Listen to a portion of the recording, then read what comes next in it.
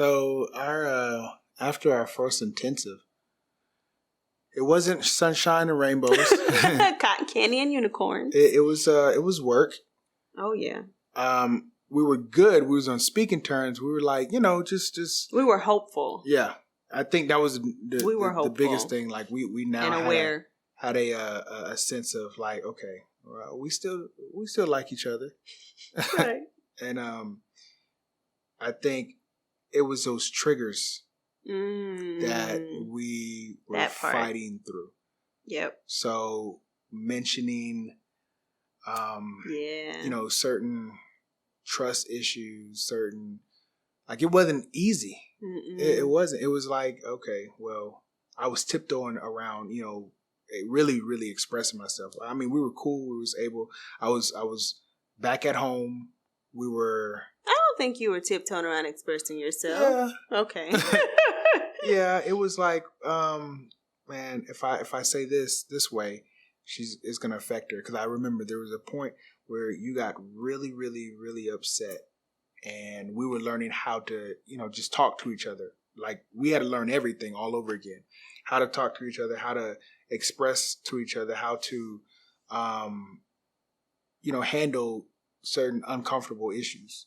Mm-hmm. And I think for me, it was at a point where I used to like second guess everything I said, because that was a wound inside of me that I wanted to make sure that everything was good, because I didn't like confrontation. Mm-hmm. So I tried my best not to mention certain things. So I used to, kind of tiptoe and just be like, well, this is how I feel, but how do you feel? Mm-hmm.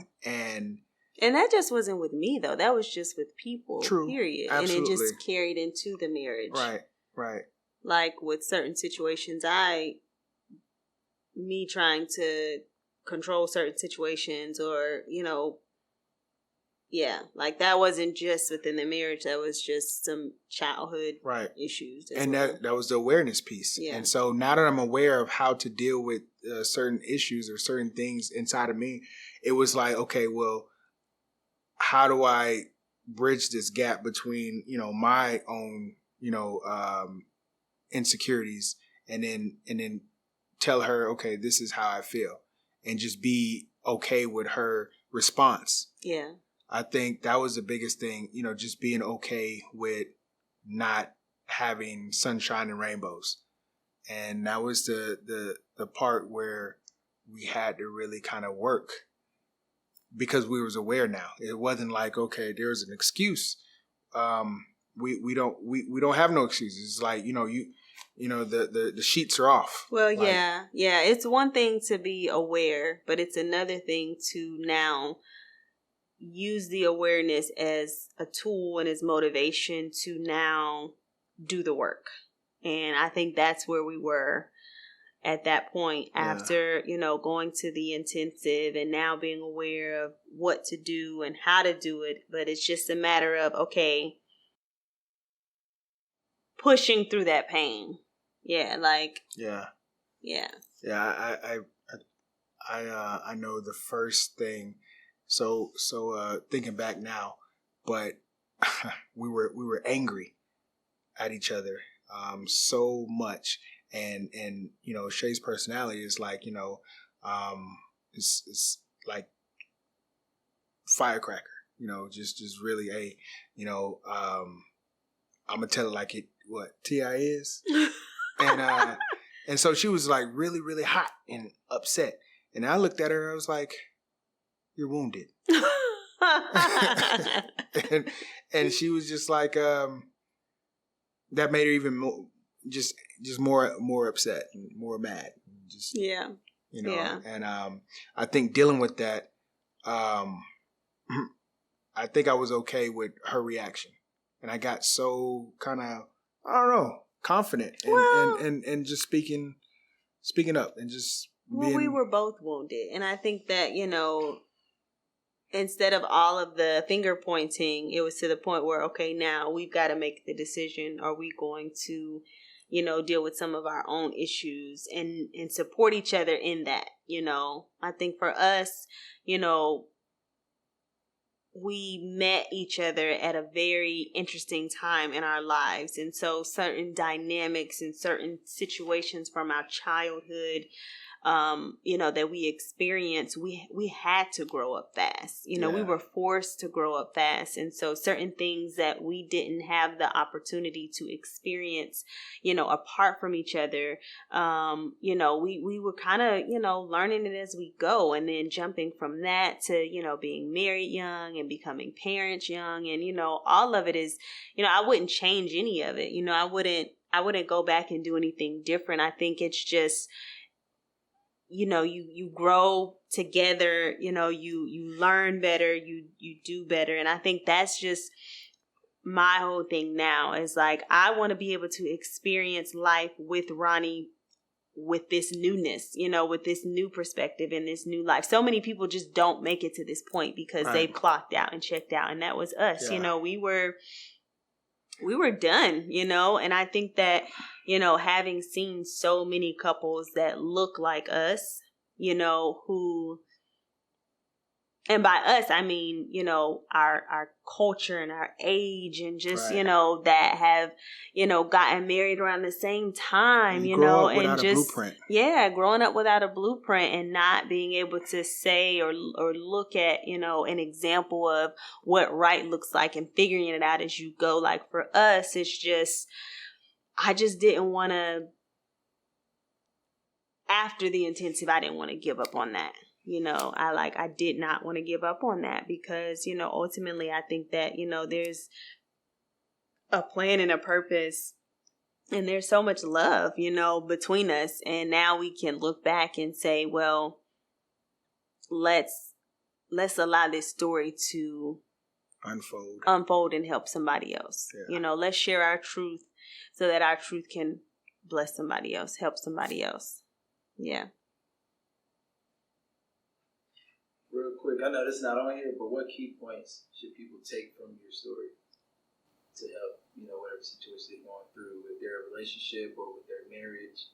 What key points from this story, real quick, will help them? I definitely, for me, don't be ashamed. You are not alone. It's so many other couples that are experiencing some of the same things. And I think the time that we're filming this during a pandemic, during, so many cultural things that our country is experiencing, our world is experiencing, I think that it's important to realize, you're not alone, and to let the walls of shame down. That's a big thing for me. I was just so ashamed and didn't even really understand that I was ashamed, but once you break through and have that aha moment, have that epiphany that, you're not alone and it's okay. There's just so much freedom in that. There's freedom in truth. Yeah. I would say uncovering, being aware of the hurts and the pains that we as a community, we don't talk about it. Mm-mm. We don't talk about, when our parents split. We don't talk about when, our finances are jacked up. Yeah. We don't talk about how, this person affected you by saying that you never was anything, you're never going to be anything, or, you're passive, or, you're different. Or whatever the case may be. We don't talk about that stuff. We don't talk about it. We don't get counseling for it. We just deal and cope. I know for as men, we are taught not to just talk about our feelings. Our feelings are, it's not necessarily something that we talk about, tuck those things in. We talk about when our parents or fathers leave the house, you're the man of the house. It's that's a lot of pressure. That's a lot of pressure that we put on our kids early. And, it creates this stigma that, okay, well, I got to be a man. I can't cry. I can't express myself in a way that is natural. So we hold a lot of things in, and we don't talk about it. And so when it becomes something pivotal to our spouse, we tend not to express ourselves in that. And we just go and go and go until we can't go no more. We die, and that's something that happens a lot in our community.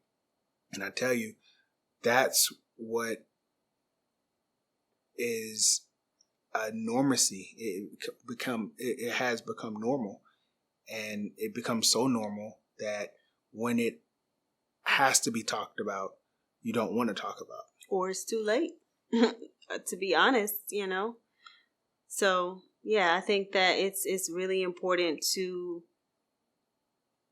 talk to somebody that you trust, get the help that you need, and be unapologetic about that.